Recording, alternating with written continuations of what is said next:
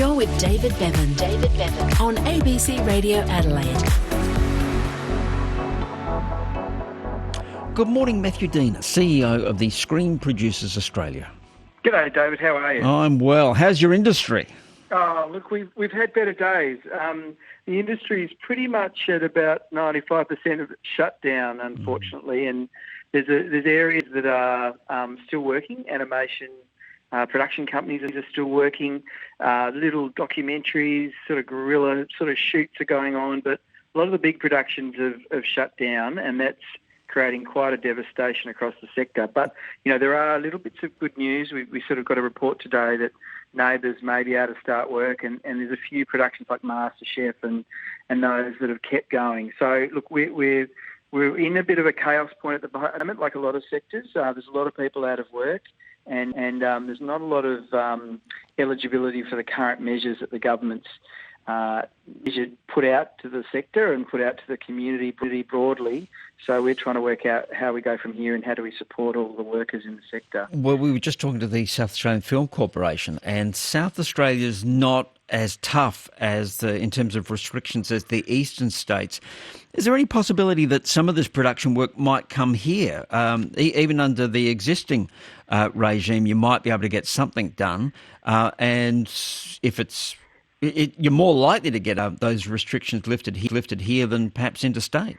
Look, that's a good point. And South Australia is blessed with some really great practitioners, some great producers. It's got a fantastic setup at the studios there. So, you know, it does actually provide an opportunity, because the earlier you can get on the ground and say to people businesses open, the quicker we could all start work. And that the challenge will be whether we need to, you know, across the country, you need to sort of move people into the state, and whether there are restrictions in terms of bringing, say, a couple of famous actors across, or, you know, all of those sort of things as well. But if you're able to start work, it's a good thing. And at the moment, I think the sector's going into a development stage to try to keep, you know, some ideas at least ticking over, although there's some concerns we've had with the government announcement, which we might touch on in a minute, about that. But if those are ready to go and South Australia's in a position to start work, then I'd say, you know, all the good for you guys, because it'll get things moving quicker. Yeah, well, as I said earlier today in the AM program, there's the Neighbours production will restart next week.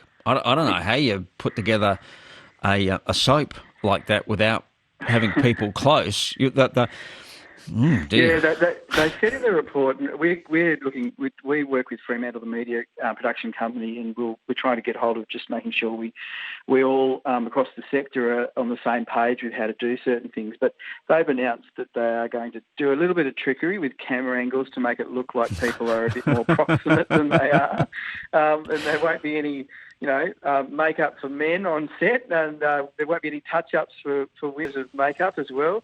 So there's you know, there's all these kind of stages they're thinking about it, and also with those scripts, you can kind of put people in, and it's not quite as complicated as maybe a 3-part or a 6-part. You've got an ongoing storylines with lots of characters, and so you put them in smaller teams, and, you know, heaven forbid that someone was to be unwell, it means you might be able to close down that storyline. Effectively have someone, you know, recover for a couple of weeks. Sounds terrible, doesn't it? But allow the rest of the story to keep going. I think it's the benefit of a soap opera. Yes. We all had an insight into soap operas by watching Joey in Friends, didn't we? There we are. Oh yeah, there's that great series that they've done to kind of, you know, I've forgotten the name of it, but they take him off as well as an ongoing thing. So, yeah, look, I mean, soap operas as well. I wouldn't say this is necessarily about Neighbours, but if you miss a few weeks, or even a month, or some of the American ones, you can come back 3 years later and not much has changed. But people love them, don't they? Well, let's talk to Roger Corser. He's worked in Glitch and Doctor, Puberty Blues. Here's an example of Roger's work in Underbelly. What's the problem? No problem, just having a bit of fun. Just quit the world title fight. Turn the music right down, yeah? Since when has there been a law again? But just can it. You know who you're talking to. You really want to spend a night in the cells, do you? Alphonse Gangitano.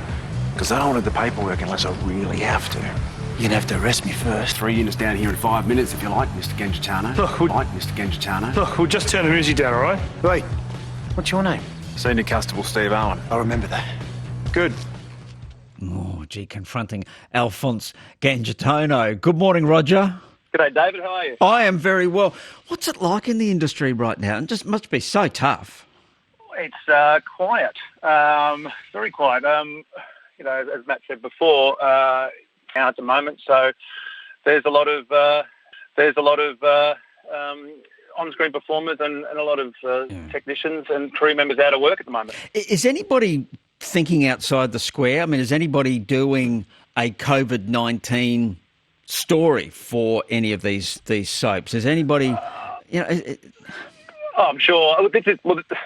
I'm sure post coronavirus, film and television will address what's going on, and some shows will address that, and others will be pure escapism, I think, because maybe we've had an overload, and I think we've seen it on social that some people are looking to our industry for that escape. So the problem with our industry is that it takes a long time for productions to hit the screen, and you're in a development stage, then you're in a production stage, a post-production stage, and that's all before we actually get to see it on screen. So any disruption has a knock-on effect, which could actually be years down the track. Right, and there's just nothing you can do about it. You're just so vulnerable as an actor.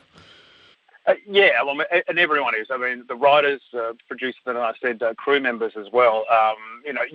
Obviously you can write. No job that's been commissioned.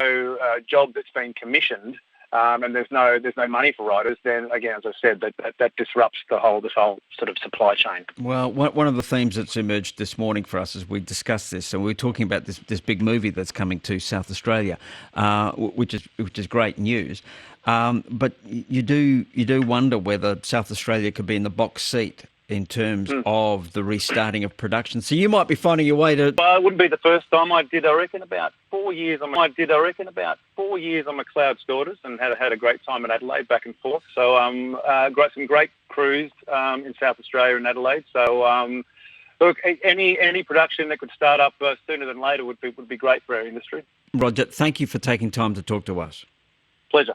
Good luck to Roger Corso, who's acted in McLeod's Daughter, Dr. Glitch, so many things. So